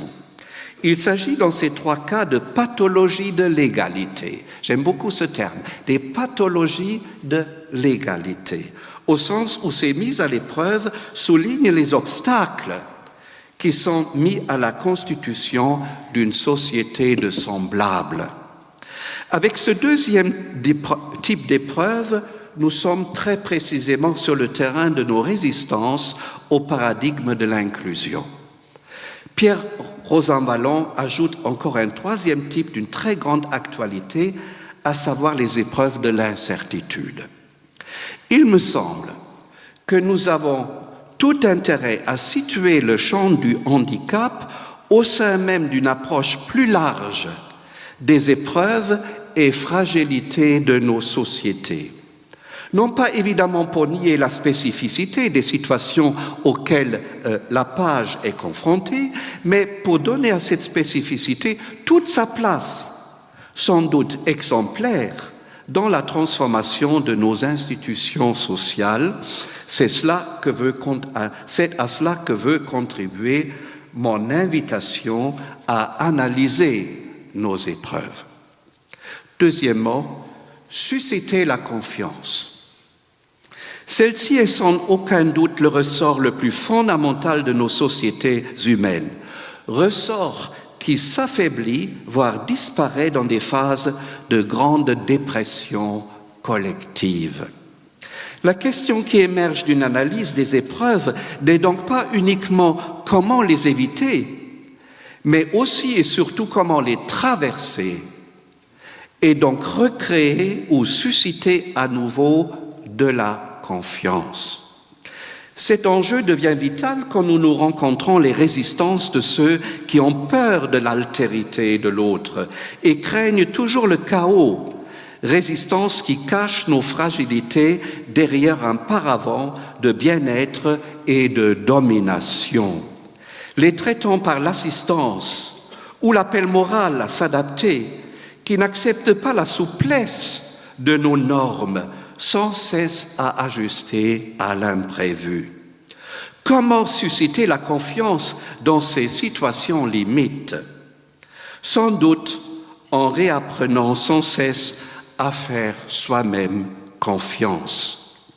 Il est en effet difficile de faire le premier pas et de s'exposer ainsi au refus de l'autre, voire des autres.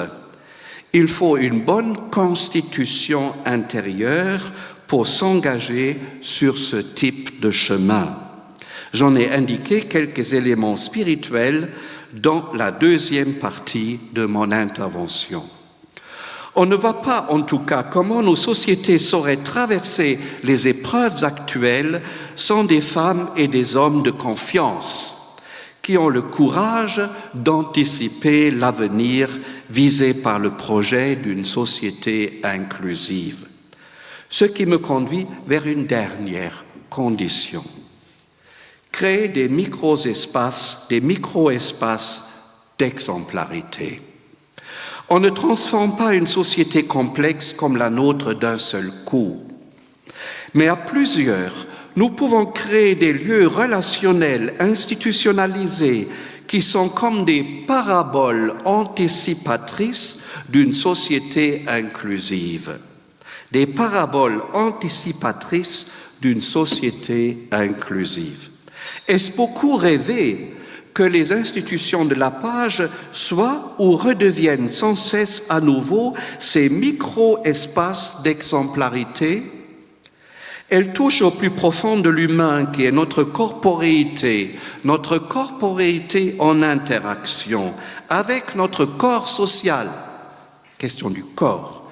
Elles peuvent être des lieux d'où rayonne une manière de vivre ensemble et de les réguler par leur relation avec les proches des personnes en situation de handicap et bien d'autres médecins, professionnels, services et que sais-je. Elles peuvent faire réfléchir beaucoup d'autres à une nouvelle manière inclusive de vivre ensemble au sein de nos sociétés et de permettre à tous et à chacun d'y trouver son chez-soi. Voilà, son chez-soi. Certes, le projet d'une société inclusive reste et restera une utopie, mais une utopie qui suscite non seulement des résistances bien compréhensibles, mais permet aussi d'activer nos ressorts spirituels les plus profonds, l'empathie, la fraternité, la confiance et la créativité. L'empathie, la fraternité, la confiance et la créativité. Vivre ce type de conversion jamais acquise, une fois pour toutes, c'est ce que je souhaite de tout cœur à la page pour ces 50 ans à venir. Merci beaucoup.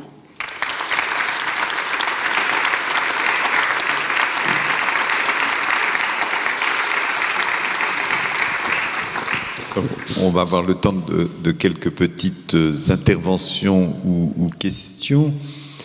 Donc je crois qu'il y a un micro qui va pouvoir circuler dans la salle, si j'ai bien compris. Donc n'hésitez pas à lever la main si vous voulez intervenir. Du coup, moi, j'introduis simplement les questions. J'ai été très frappé. Alors, d'abord, merci pour toutes vos réflexions qui touchent en particulier aux conversions, aux changements de mentalité, mais qui éclairent aussi un certain nombre de pratiques possibles. Et j'ai trouvé quelques éléments bien intéressants, notamment une qui m'a semblé extrêmement importante, c'est les espaces d'exemplarité, des paraboles anticipatrices d'une société inclusive, ce qui laisse apparaître plutôt l'idée de micro-espaces qui se développerait ensuite par un système de capillarité, quoi, en quelque sorte, hein, si j'entends bien. En vous écoutant, je pensais à une réflexion que j'ai lue dans de nombreux ouvrages. Finalement, l'inclusion, processus sociétal, n'est pas enseignée dans les écoles de formation des travailleurs sociaux. Globalement, on n'en parle pas. On parle de modalités de prise en charge d'accompagnement, du projet personnalisé, les écrits, les politiques, le soin, la connaissance de telle ou telle situation, mais on parle peu des questions d'inclusion. Comme si, là où en tous les cas on apprend le métier, on considérait que l'inclusion était un processus extérieur aux personnes qui accompagnent les personnes en situation de handicap. Ça ne les concerne pas, c'est les autres qui doivent bouger, quoi. Enfin, voilà. Et quand on vous écoute, j'essaie de le faire le plus attentivement possible, je sens bien que chacun est concerné par la conversion, l'analyse de ses épreuves, de son regard, etc. Mais est-ce que, enfin, comment vous imaginez ça? C'est-à-dire, est-ce que, enfin, comment on peut favoriser le fait que les travailleurs sociaux, les personnes qui accompagnent les personnes en situation de handicap, qui sont profondément, je crois, dans la démarche d'ouverture, de rencontre, de fraternité, un essai de distanciation, le travail sur des règles communes, néanmoins puissent avancer activement vers des processus inclusifs pour les personnes qu'elles accompagnent. Voilà. Oui. Je ne sais pas si ma question est très claire. Oui. Moi, je dirais il y a deux choses, c'est-à-dire il y a à la fois la question à l'interne, et là, il me semble, je ne connais pas du tout assez la pratique dans les institutions de la page, mais est-ce qu'il y a une sorte de, je dirais, moi j'ai vécu ça à la Force, qui m'a beaucoup marqué, une capacité de l'équipe, de plusieurs pavillons avec les différents professionnels, etc., qui étaient là, de relire ce qui s'est passé. Tous les 15 jours, à peu près, il y avait cette réunion d'1h30, de 2 heures, de relecture, avec des situations très, très concrètes qui étaient analysées. Et du coup, à travers ce genre, je dirais, de pratique, naît à un moment donné une conscience commune. Voyez. Et je dirais même une sorte de, c'est pour ça que je parle d'exemplarité, d'une sorte de fierté, ad intra, c'est-à-dire. Et ça me paraît absolument décisive à l'heure actuelle dans une situation globalement dépressive dans nos sociétés. Je dis ça toujours, ça me paraît très important dans la Creuse où on est très vite victime dans la mentalité, une sorte de fierté. Par les journalistes, ça a été un peu montré tout à l'heure, l'étonnement, ce qu'on peut trouver. Ad intra, une fierté, mais qui ne va pas, comment dire, une fierté artificielle, mais qui naît progressivement, je dirais, d'une prise de conscience, je dirais des choses magnifiques et souvent difficiles aussi, évidemment, qui se passent et qui créent une conscience commune à l'intérieur d'une équipe. Et ad extra, le rayonnement, je dirais, dont je parlais, à travers les parents, les professionnels, les relations avec le département, etc., c'est la communication. Par exemple, le livre que vous venez de publier, qui conduit vers cette sorte d'interaction complexe dans laquelle on est, entre des microclimats, j'appelle ça comme ça, des situations institutionnelles et relationnelles, et l'environnement sociétal d'une société qui est quand même profondément ébranlée et qui cherche comment vivre la démocratie, comment vivre la laïcité, comment avancer vers une inclusion. Voilà, comme ça. Oui, très bien, très bien. Alors, je ne sais pas s'il y avait des questions dans la salle. Je ne sais pas où est le micro. C'est le président qui gère le micro. Alors, la première question est toujours la plus difficile. Oui, Christian Laurence. Tu as évoqué, Christophe, les fondements de la République, tu as fait beaucoup référence, Et j'ai pas entendu le mot d'universel. Universel. Oui. Ah oui, j'ai quand même cité 1948 et j'ai parlé de l'Europe, au moins un tout petit peu en passant, et je dirais la définition de la santé du OMS, n'est-ce pas? Et finalement, cette magnifique formule, après la Deuxième Guerre mondiale de 1948, c'est-à-dire où l'esprit de fraternité est introduit dans la formulation universelle des droits de l'homme. Voilà. Alors l'universalité, évidemment, je dirais, elle n'est pas abstraite. C'est ça le problème, je dirais. On la conçoit souvent d'une manière abstraite. L'universalité se vit précisément par rayonnement, par capillarité et par acceptation et, je dirais même, l'amour de l'altérité de l'autre. C'est à travers ça qu'arrive l'universel. Voilà. On ne va pas engager un débat parce que c'est pas le moment, mais au moment où on parle beaucoup du transhumanisme, de l'animalisme et où souvent le modèle universel est un peu mis en cause, oui. Je veux dire, c'est bien l'occasion des journées comme aujourd'hui pour... Oui. Oui, tout à fait, mais je pense qu'il y a souvent confusion sur le terme universel. C'est pour ça que je distingue un universel abstrait et un universel concret, c'est-à-dire un universel concret qui implique fondamentalement, je dirais, les cultures particulières de chaque lieu, d'un département comme celui de la Creuse, etc. Et donc, je dirais, dans la société française, nous sommes, je dirais, un peu dans cette sorte de pâte feuilletée, je dirais. Donc, on a du mal, à l'heure actuelle, à donner toute sa place, je dirais, à la particularité locale, comme, je dirais, une particularité locale qui a quelque chose de spécifique à apporter à l'ensemble de l'universel. Voilà. Donc, j'appelle ça l'universel concret. J'en profite. Le théorème de... J'ai pas réussi à... Böckenförde, oui, tout à fait. Comment ça s'écrit?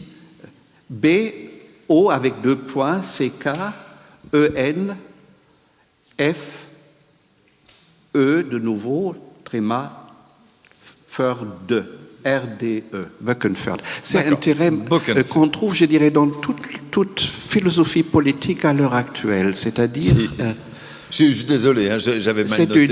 C'est une manière de dire la radicale fragilité de nos démocraties que nous éprouvons. C'est-à-dire, c'est le plus extraordinaire régime. Il fallait du courage à nos ancêtres de l'instituer, hein, avec les 3 valeurs fondamentales, mais où il y a, la fragilité vient, elle fait appel à la société civile et à ses capacités éthiques à s'engager, et ça ne peut pas se commander. La générosité dont parle Descartes, elle ne se commande pas.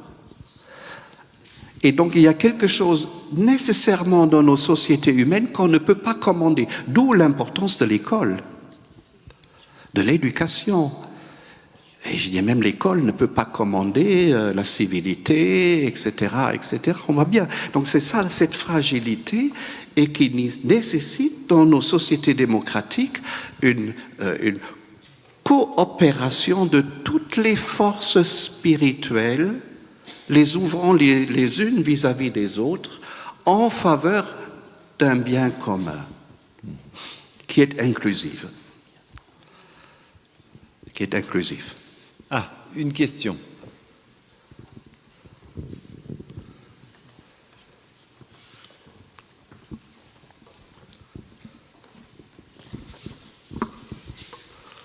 Oui, je m'appelle Gilles Laurent. C'est plutôt une réflexion qu'une question. En fait, je ne sais pas si elle appellera une réponse de votre part, mais je voulais vous remercier parce qu'au moins elle m'a permis de construire cette réflexion, votre intervention.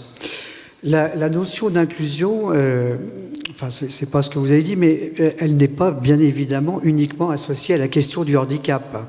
C'est quelque chose qui est beaucoup plus large. Dans l'histoire récente, on a vu monter grand nombre de revendications d'inclusion, de plus d'inclusion, Je pense par exemple aux minorités, aux Noirs aux États-Unis, aux femmes, Jean-Louis Garcia l'a rappelé tout à l'heure, c'est encore malheureusement d'actualité aujourd'hui dans un grand nombre de pays.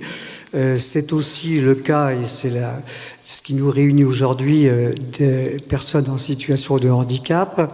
Ce sont les droits civiques pour les femmes en Europe. Enfin, les notions de plus d'inclusion, elles sont permanentes et elles sont toujours présentes dans nos sociétés.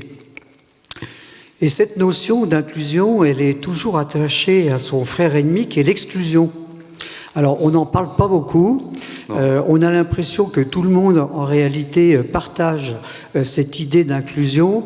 Mais rappelons-nous que nous vivons dans un pays où quelques forces politiques qui représentent presque un tiers des votes exprimés ne sont pas très loin de valoriser l'exclusion.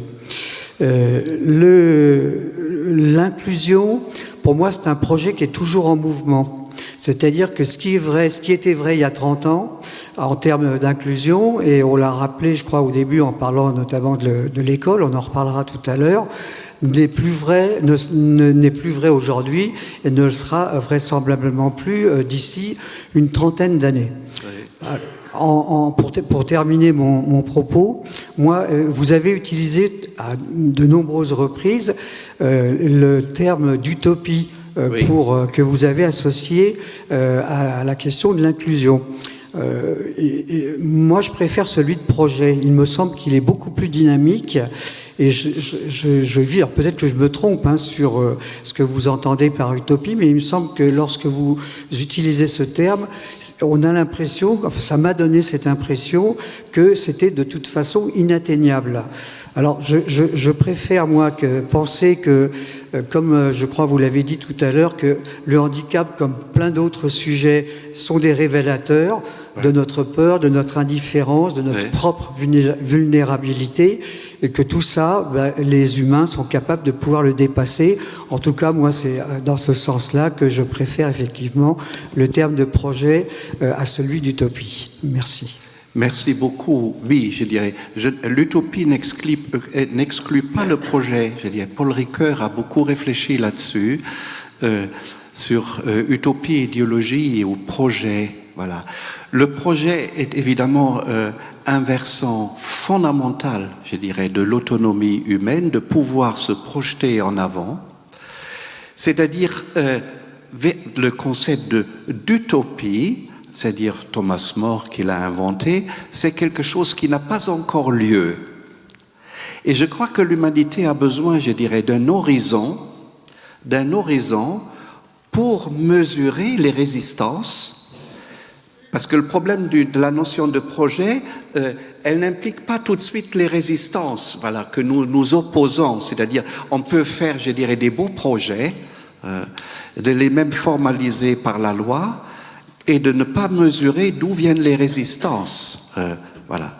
Et donc l'utopie, c'est à la fois une visée qui permet de mesurer les résistances et qui implique aussi, je dirais, des projets.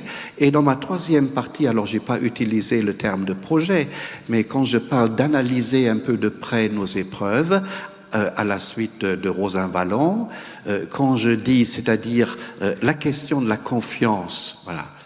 À l'arrière-plan de tout projet, il y a un acte fondamental de confiance, voilà. Et c'est ça la difficulté de nos sociétés, je dirais, à l'heure actuelle. Voilà. Et un dernier instant, le projet de la page, créer des espaces exemplaires. Voilà. Tout ça, c'est de l'ordre du projet. Mais avec un horizon, voilà, un horizon qui n'est pas inatteignable. Voilà. Voilà. Bien. Oui, Christophe. Bon, merci pour ton intervention.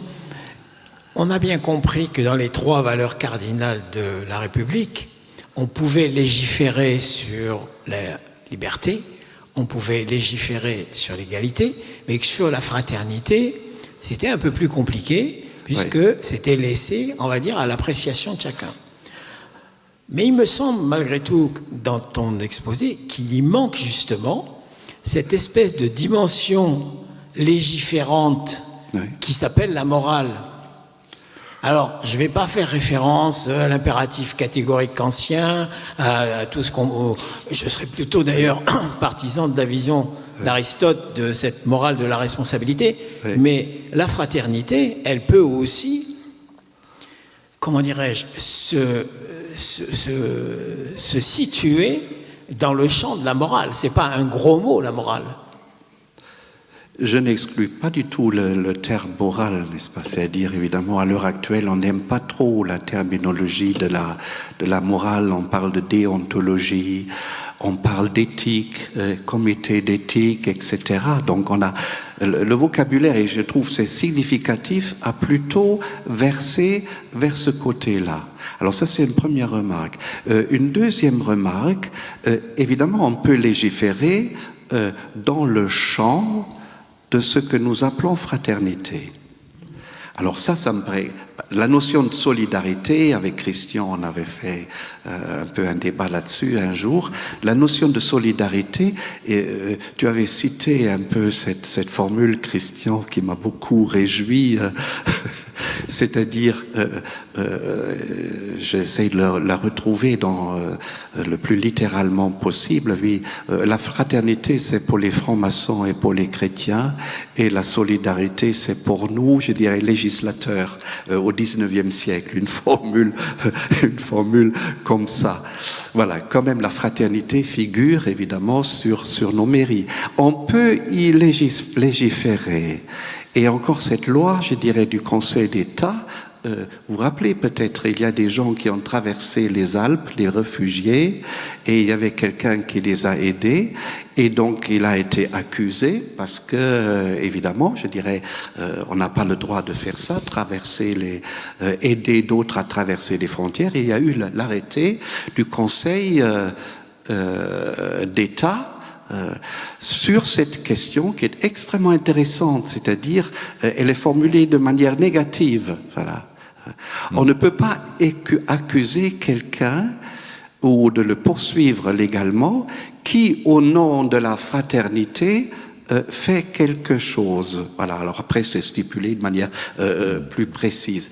Donc, on essaye évidemment de légiférer, mais en dernière instance, on tombe toujours, je dirais, sur la société civile et ses capacités individuelles et collectives, je dirais, d'être pionnier. Voilà.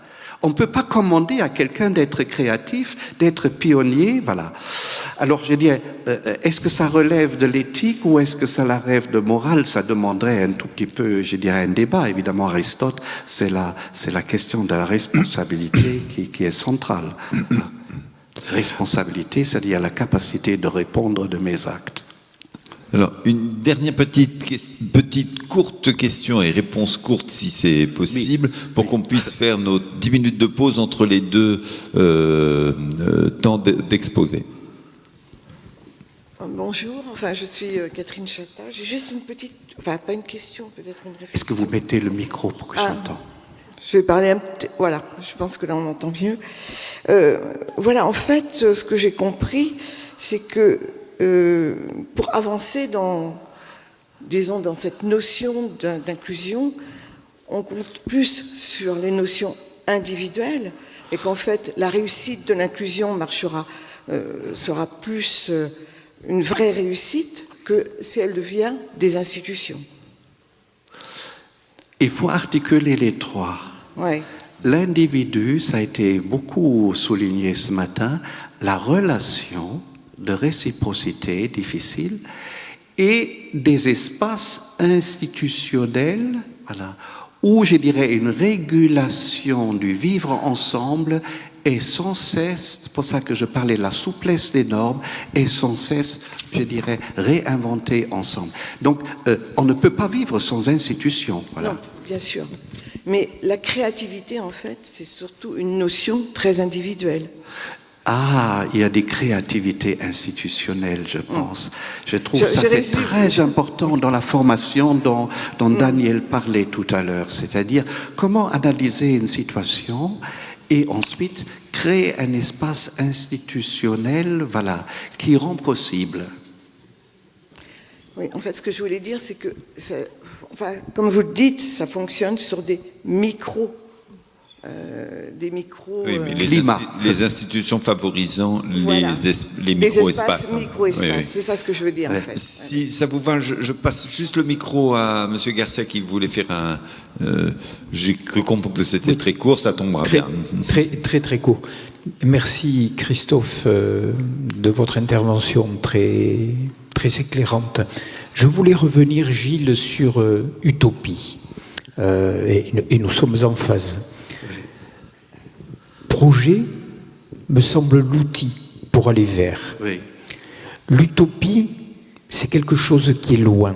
Il m'arrive de dire les pieds dans la glaise, la tête dans les étoiles.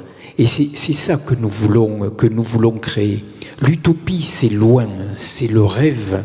Et grâce aux pionniers, grâce à ceux qui se battent pour faire avancer, l'utopie que l'on voit aujourd'hui, demain, elle sera dans la réalité. C'est ça que nous portons. Et c'est pour ça que nous sommes attachés, encore dans le dernier bouquin, sur ce terme utopie. Merci beaucoup. J'avais moi-même insisté dans un de mes ouvrages sur les projets en action sociale, sur le fait que le projet comportait naturellement un horizon utopique. Pardon. Il y a une dernière question ultime. Allez, une dernière question ultime. On fait en sorte qu'elle soit courte et je suis sûr que Christophe fera en sorte que la réponse soit concise. Oui, c'est pas bon fort. Si, je le sens.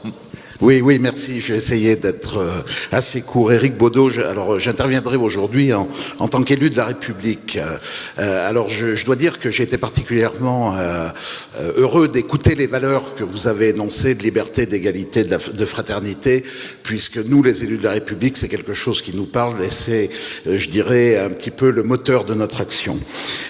En matière vous avez évoqué effectivement une utopie.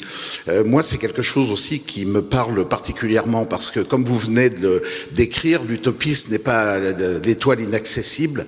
Bien au contraire, c'est, je dirais, une vision, c'est ce vers quoi nous devons tendre. Et pour cela, j'aurai aujourd'hui cette citation, je ne ferai pas l'affront de vous donner son auteur, qui disait « Aller à l'idéal en passant par le réel ». Eh bien, aujourd'hui, bien sûr, il y a la réflexion, toute cette réflexion philosophique autour de cette société inclusive, mais selon vous, quels moyens, quels outils pour influer sur le réel afin d'aller vers l'idéal? Je dirais là, il y a beaucoup d'outils. Beaucoup d'outils. Je n'ai déjà nommé un, c'est-à-dire ce qui se passe dans les établissements, concrètement. C'est-à-dire, le risque serait qu'il y ait un discours, voilà, aujourd'hui, et qui ne correspond pas à ce qui se passe effectivement dans les institutions. Et j'ai donné un outil, c'est-à-dire la vie de l'équipe et, je dirais, la relecture continuelle, je dirais, avec peut-être des gens compétents, de ce qui se passe effectivement. Voilà. Ou, je dirais, les personnes en situation de handicap, les familles et les professionnels, voilà, relisent ensemble ce qui est en train de se passer et suivent l'histoire de l'institution. Après, vous avez une énorme association, une fédération d'associations qui est un énorme instrument, un think tank, comme on dit aussi aujourd'hui, c'est-à-dire où se développe, je dirais un discours, et avec un discours pratique, ce que j'appelle un pragmatisme éclairé. Et ensuite, c'est le travail du lobbying, très difficile, évidemment, mais possible avec les pouvoirs publics. Vous voyez, ça fait un certain nombre d'interactions à tous les niveaux dans la société et qui demandent évidemment des personnes compétentes, mais aussi engagées. Hein. Et on retrouve de nouveau, j'ai dit, la question de l'engagement, de l'empathie, etc. Voilà. J'espère que j'ai été suffisamment succinct. C'était parfait. Merci en tous les cas de votre indulgence pour le petit décalage. Merci,